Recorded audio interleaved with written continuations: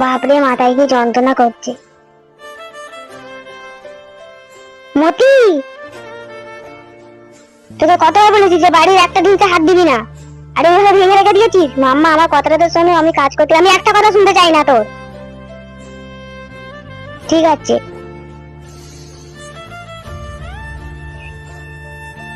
তার মানে আমি যখন কাজে যাচ্ছিলাম মতি আমাকে খেতে বলছিল, আর তারপর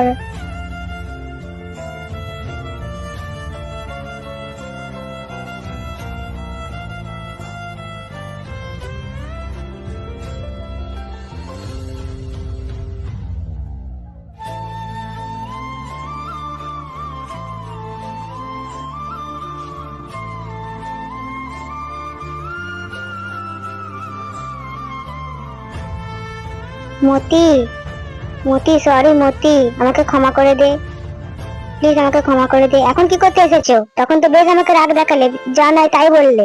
এখন দরদ দেখাতে এসেছো? তখন বললাম তো যে আমি ভুল করেছি কাজ করতে গিয়ে, আমার একটা কথা শুনলে না, একটু ভালো ভাবতে রাখেনি আমাকে। মতি, আমার কথাটা তো শোন।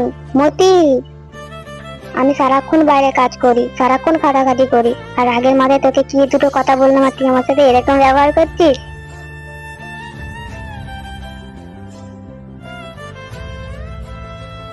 সরি মাম্মা, আমাকে ক্ষমা করে দাও।